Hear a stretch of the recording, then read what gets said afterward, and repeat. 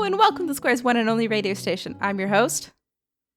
Today is Friday, November 21st, 2014, and we are in Weston, Missouri, with a high of 50 and a low of 24. There will be no rain today. We actually got another request from the bookstore owner. I'm so glad you're still making requests, even after your last one. And we are also beginning the tale of Paradise Lost. So let's get to the show. In Athens, Georgia, there is a white oak tree that, according to legend, owns itself. The story was first published in a local newspaper in 1890, stating that Colonel William H. Jackson's will left the tree possession of itself and the 8 feet of land surrounding it. Unfortunately, on October 9th, 1942, a windstorm knocked down the approximately 400-year-old oak. The Junior Ladies Club of Athens didn't want this to be the end of the tree's legacy, and so they gathered the acorns from the fallen oak.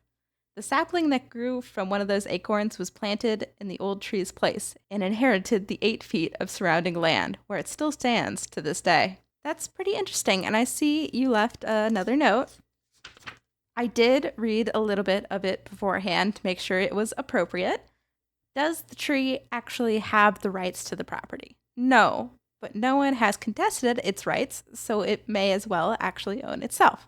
That means this tree has more rights than I do since my boss hasn't given me the right to my own name.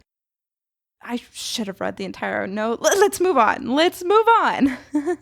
Let's hear the story of man's first sin. The sin that caused Adam and Eve to be cast out from the Garden of Eden. Who was it that led them to sin? Why, it was the infernal serpent, fueled by his envy and need for revenge. It was he who was cast from heaven alongside his rebel angels trying to overthrow the king of heaven. We will begin as the sky lit up with streaks of light, like a shower of meteors. But it wasn't chunks of rock crashing to the ground. It was him and those rebel angels being cast from heaven. They found themselves chained to the bottom of a lake of fire, and for 9 days they could do nothing but lay there, burning. But as their leader burned, something in his chest burned brighter. He had been defeated. He had had all his joy stripped away, and he was being tortured. With this growing anger, he managed to open his eyes to see the horrid dungeon he had been cast into. It was a flaming furnace, but the flames gave off no comforting light, only that burning heat. It was a place of sorrow and misery where peace could never linger and rest would never come. A place with no hope, just unending fire fueled by sulfur. A place the Almighty had prepared as a prison for the rebellious. A place of utter darkness removed from God and the light of heaven. Place so unlike the home he had fallen from. His companions lay there, completely overwhelmed by the fire, and at his side lay his right hand in the rebellion, Beelzebub. Finally, their leader, Satan, spoke, breaking the silence that hung over the prison. "My lieutenant, Beelzebub, the fall was not kind to you, for you have been changed. We all have. We were clothed in transcendent light. Your brightness outshined many. How far we have fallen.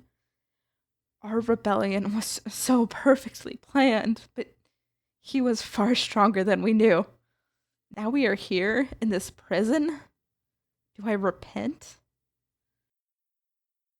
My body was changed from the fall, but my mind is still fixed on that bitter disdain from my injured pride, from the disagreement, from the dislike of his reign. It led me to battle him in heaven, a battle that shook his throne, a battle we lost. Oh, all is not lost. I still have my unconquerable will, my thirst for revenge, my immortal hate, and the courage to never submit or yield. That will never be taken from me.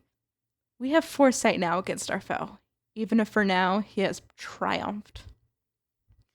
Beelzebub looked to his commander. "O Prince, O Chief, I see too well and rue that fight. It was a sad attempt, and the defeat was foul indeed. It lost us heaven. We were utterly defeated, but he put us in eternal misery instead of destroying us. Maybe he just wants us to suffer forever. Maybe he wants us to be his thralls of war or just do his errands. What can we do against this eternal punishment? Fallen cherub. To be weak is to be miserable. We won't do anything for him. In fact, doing ill will be our sole delight, as being contrary to his will is how we will resist. If he seeks to bring something good out of our evil deeds, we will prevent that and bring evil from the good. If we do it enough, it will disturb his plans. See, he might have thrown us into a realm of desolation devoid of life, but we can still gather our power. We can still plan. We can still recover. We can gain hope. And if you can't feel hope, then build your resolution from despair. Satan lifted his head above the liquid fire, straining against the chains, his eyes blazing with determination. He looked down at those chains that dared to hold him to the lake bed, and pouring his wrath and need for revenge into every muscle, chains failed to hold him any longer and snapped. He reared up from the pool, causing a wave of flames to ripple out, unfurling his wings and beginning to fly. Even though the air was heavy and hard to move through, he managed to make it to land. Well, what passed as land in this prison? Just as the lake was liquid fire, this soil was a solid fire that continued to burn at his feet. Beelzebub soon followed his commander's lead, breaking his own chains and joining Satan. Is this the region? The soil? The climate? Is this what we traded heaven for? This mournful gloom instead of celestial light? Satan took a breath, feeling the smoky air harsh on his throat. So be it.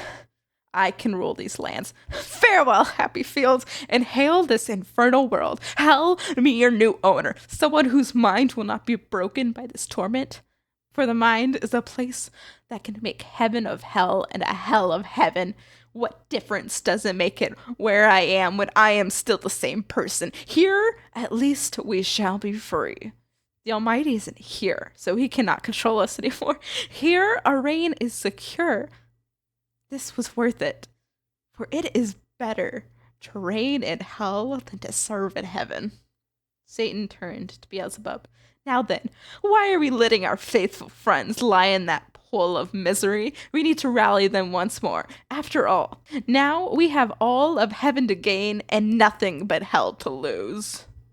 Oh, leader, you are so brilliant! None but the Omnipotent could have defeated you. If they just hear your voice, they will have the courage and strength to rise from the lake of fire, even after having fallen from so high. Just as Beelzebub finished, Satan started to move towards the shore. His shield hung on his back, shining like the full moon. His spear was as big as the tallest pine. It could be the mast of an admiral's flagship. In his hands, it was the perfect spear, but he was using it as a cane to steady his steps.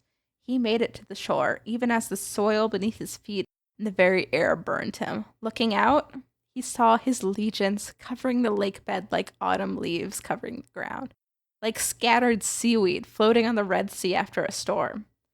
Astonished by the hideous forms his friends had gained upon being cast out. Princes, rulers, warriors, the flower of heaven that once was yours has been lost. This should infuriate you. Or have you chosen this to be your place of rest after the toil of battle?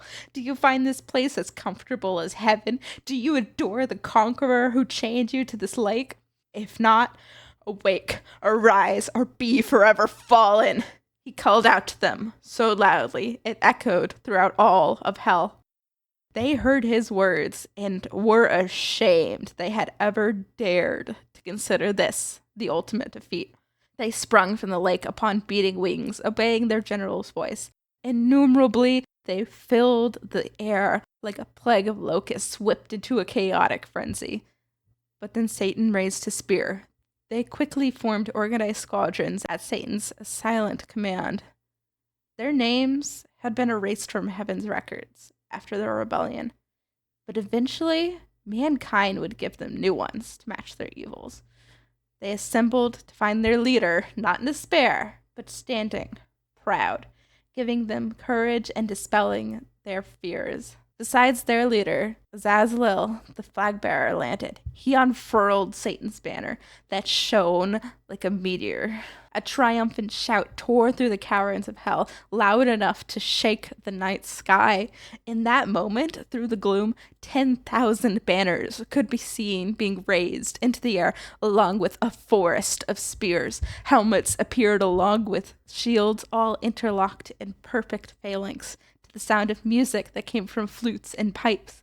This was an army that did not fear death, that wouldn't retreat, that wouldn't be disturbed by anguish or doubt or sorrow or fear or pain. They were a united force that moved in silent unison to the soft music that guided their painful steps over the burning soil.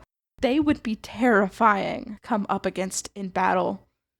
As they awaited the command of their mighty chief, he gazed over the files of soldiers and observed them with his experienced eye. His heart filled with pride and strengthened his resolve. He had depraved millions of angels from heaven with his revolt, yet they still followed him faithfully. He wasn't changed as much as the others by his fall, as he still had the form of an attractive man, but he did now have a large, lightning-shaped scar across his face. His cruel eyes were full of the need for revenge. As he readied to speak again, total silence fell over the army as they watched their dread commander.